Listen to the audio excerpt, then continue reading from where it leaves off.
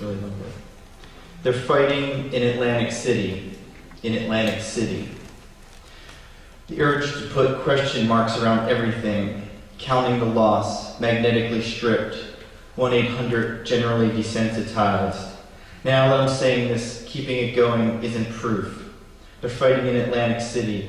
In Atlantic City. Legs on a chair, 3 fingers rest lightly on her shin. You don't have to get abstract to see everyone's beat up badly. It's not the future, it's lunchtime all around. The many ways you think about shaking off the outfit. The kindergarten teacher's countdown to silence. This quiet, this time of day, call it a nap. The fried salmon burger and salad were good. Where did we leave the exclamation points? The train took me home in 20 minutes. I was grateful. I don't live anywhere. And I want to read a sonnet, because those are fantastic. And I read like about 5,000 sonnets once, and then my friend, who wasn't my lover, just said, "Why don't you write one right now for me, honey?" So you can tell how much love there is in a sonnet. Sonnet.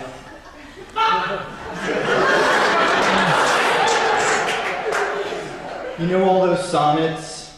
The ones where I said, quote, "I love you"? Well, this time I mean it. This time I'm talking about your curly hair, soaked black from October's frozen rain.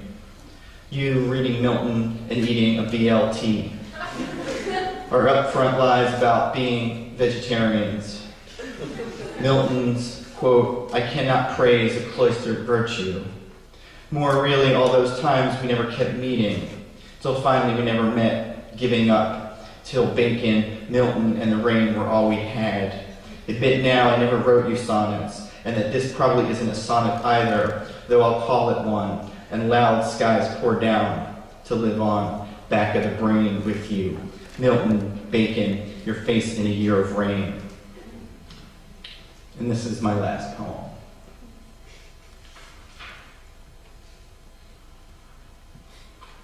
It's called Trying to Live as If It Were Morning.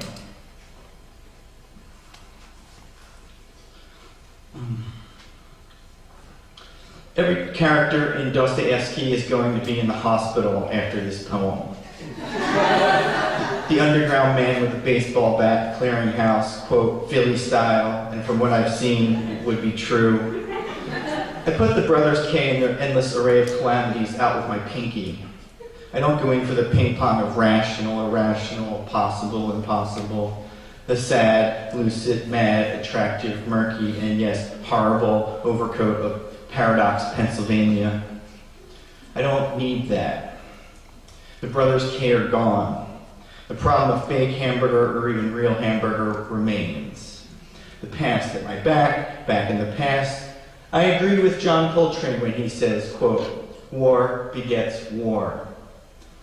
I drive all around my neighborhood with, quote, the idiot in the front basket of my bike. When he falls out, we pick him up and keep going. He's clever in a way that any other person might be killed for. Of course, people don't fuck with us. It's the old game of imposing order where there isn't any and calling yourself on it. The ancients called it gravity, the modernists job security. People after lost a lot of weight and went home pissed off, not believing they were home when they actually were, so they never really slept.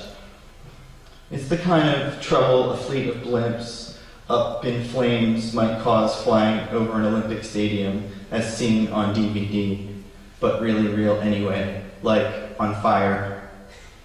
People point out the violence I do to my own words, how uncareful I can be. I duck under the commentary. My copy of Crime and Punishment is under the aloe plant, all buckled and stained from water. A man I respect said that there hasn't been any, quote, breakthrough work since sometime in the 1930s.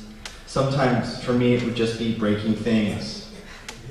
Like, my uncle is, quote, a good guy, but the precinct captain pulled his back up. He shouldn't be here. We don't talk about it. Take out a piece of paper and write down man the builder, man the destroyer, man the eater of donuts, butter cake, and pork buns. The experimenter says he, or a recombined he and she, quote, unsettle all things. Even though that's cool, I don't unsettle all things. I don't have enough time. There's enough nonsense without that nonsense. I'm not here to settle that. I'm here to write a poem because I'm a morning poem, and it's morning. Thank you.